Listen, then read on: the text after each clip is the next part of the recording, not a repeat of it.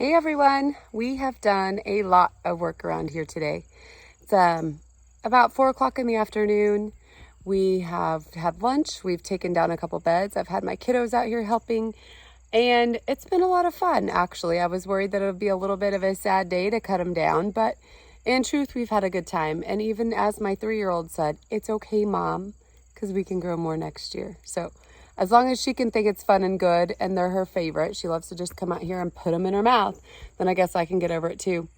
I've got this one last huge set of beds to do, but we have cleared this one. We've cleared all the ones to the other side. There's still a few peppers left, but the peppers themselves are down.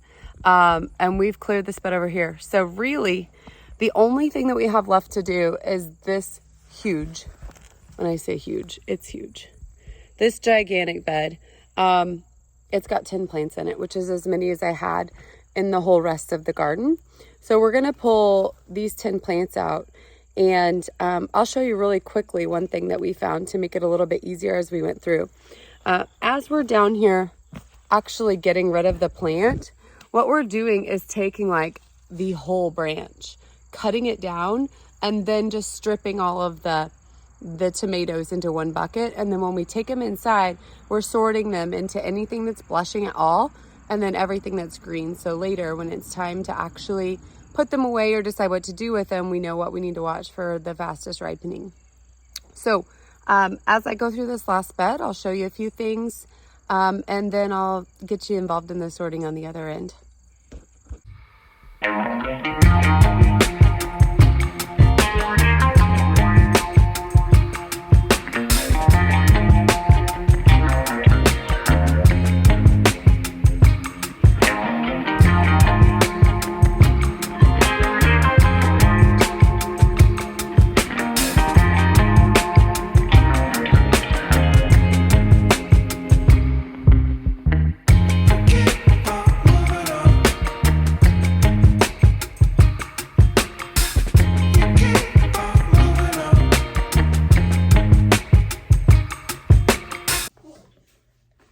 Good morning, everyone.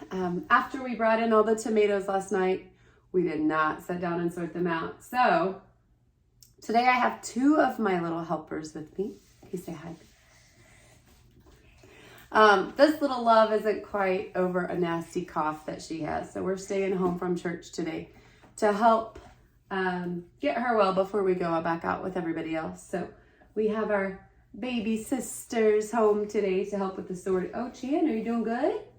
Yeah, thanks. Not sure how helpful that one's going to be in particular, but she loves playing with tomatoes. So come along with us as we sort these out, figure out what we need to put in the... Oh, don't put it in your mouth. Oh, what? It's okay. It's okay, Chan. What we need to put in the freezer, and what we need to put in a separate space to ripen. So come along as we get it done.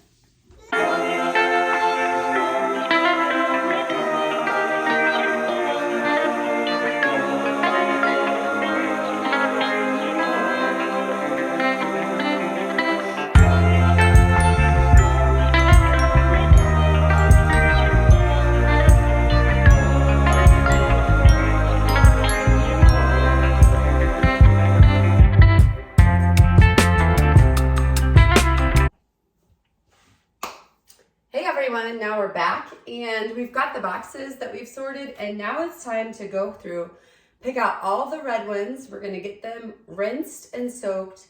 I'm going to take off the stems and get them into some Ziploc bags, which I went ahead and labeled as if I'm not going to know what a tomato is, but you know, old habits, right?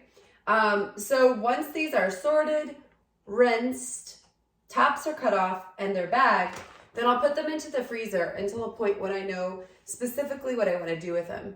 I think I'm going to make a tomato soup for tonight, so I'll keep enough of those out to get that started. And then with the rest, we'll just kind of have to see how it goes. But for now, I'm going to take everything that's really red, because this is kind of like triage.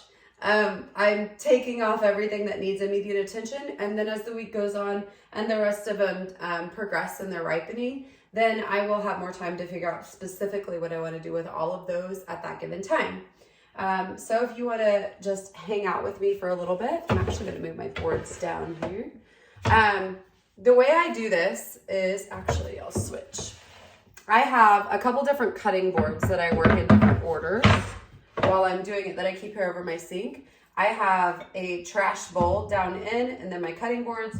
I'm going to pull out all of the very red ones, stem them off, and throw them in. Sometimes I will put a colander bowl down in there and let them soak in some lemon oil.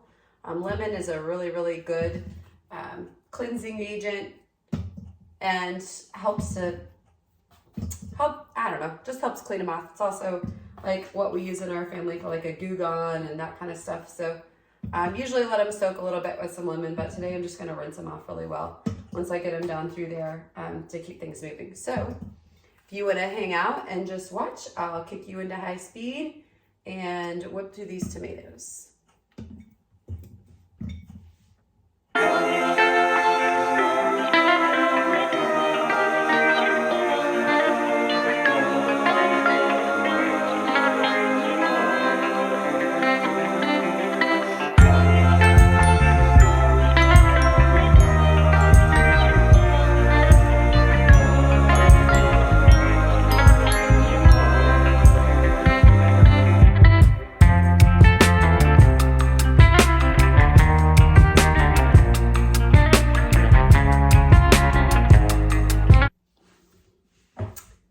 Okay, now we have reached the end of the cherry tomatoes, but before I cut it off, I want to show you exactly what I'm doing with these so that if you decide to do a similar process, you can see just how easy it is.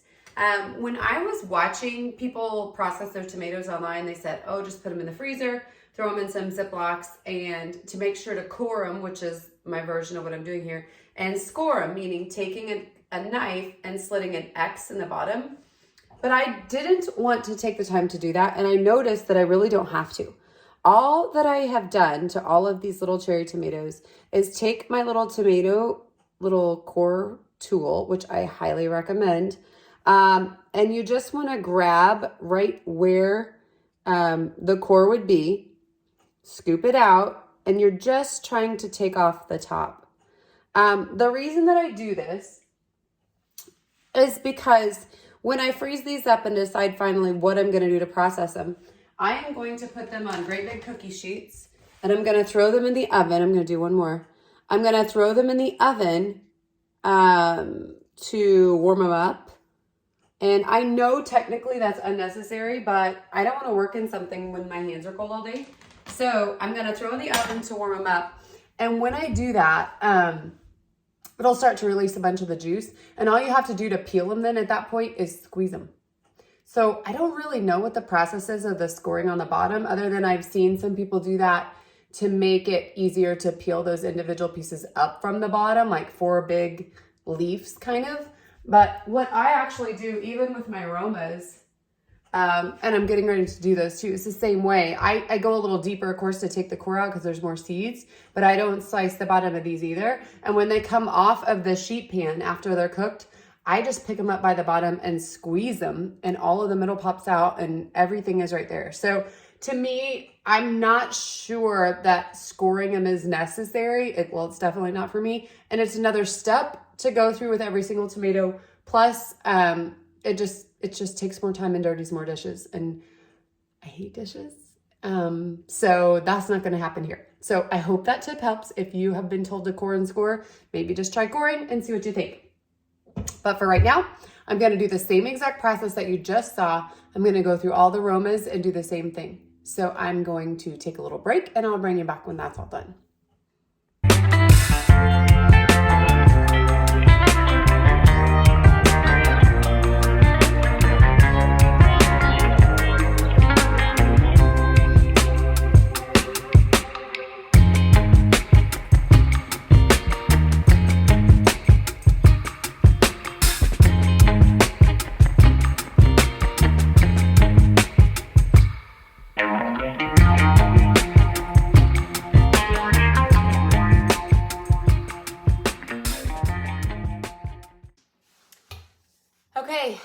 peppers. Peppers are up next. I just got my tomatoes out to the freezer. I was able to get 2 full gallons extra, and I'm gonna need to address those pretty soon because I think I'm about 50 or so pounds in the freezer right now, and it is fall. Hunting season is obviously in process, so pretty soon we'll probably need some more freezer space. So I will try to remember or try to make plans to get to bring you back and show you a little bit about what I am going to do with all of those tomatoes. I've got several different plans. I've already done salsa. Right now I'm rinsing peppers. But I've got several different ideas of things that I'm going to do with the tomatoes. Salsa is the only thing I've accomplished so far. I do still have enough diced tomatoes in my pantry for like soup season and that kind of thing. So I probably won't do a ton of those, but you never know. I might do it anyway. The next thing I'm going to do is go ahead and process my peppers. And I have found recently that we really love to have these already cut up. And so I'm doing strips and I'm also doing diced. And the way I do my diced actually most of the time this year has been to use these tiny little Baby Bells. And these are Baker Creek's little multicolored Baby Bells. I had red, brown, yellow, and orange, I guess, were the colors. And at first, these plants come on fast because the peppers are so small. You get a lot of these way before you get any bell peppers or larger ones. And I was like, what am I going to do with these things? They're so tiny and not a lot to them. When you bite into one, you're going to get straight to seed. But my little girls really like them. My 3-year-old likes to just pick them off the plant and eat them. And then the baby likes to carry them around like they're kind of like her little toy. So it worked out really well. But what I started doing, just taking them like you would a regular bell, cut off all the pieces. And then I've left some like this, but I've also ran them through the food processor to dice them up a little smaller. So it just kind of depends on what you're doing. This size is perfect just to toss on a pizza with no further work. And that's what we've been doing, pizza on Friday nights. So that's kind of what we've been doing. Initially, like I said, was not a fan of these Baby Bells, but I will tell you I'll definitely grow them again next year because once I got to realizing really how simple and easy they would be for pizza and just to have prepped, and the fact that they come on so much earlier than the other bells, it really made it worth it for me. So I'm gonna do that, chop up my little ones, which I didn't have many of those left because I pulled a few of those early. And then with my larger ones, I'm just gonna go ahead and cut strips so they're ready for fajitas or peppers and eggs in the morning or kind of whatever we end up doing with them. But since we started keeping or having our peppers come in this year, it's been really nice to have all this ready. And we often got peppers because we do a lot of Mexican, so fajitas and that kind of thing. And I've really noticed recently that the pricing on them just continues to go up. I know, shocker, like everything else. But to be able to have them, know that we grew them here, and just have them processed and ready for us, already chopped up in the freezer, has been really good. Another tip is every time I've been cutting an onion since I started keeping these chopped up like this, I went ahead and chopped the whole onion and put it in a Ziploc down in the freezer as well. So these two are together. So I always have, I can reach in and grab a handful of peppers and onions if I need them.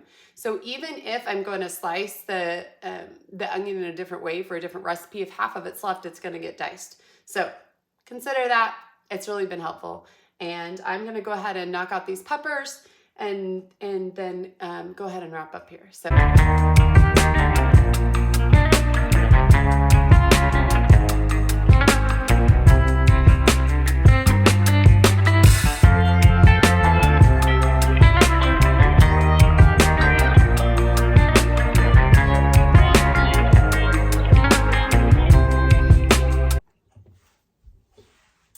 So as they say, it's all over but the shouting for the peppers.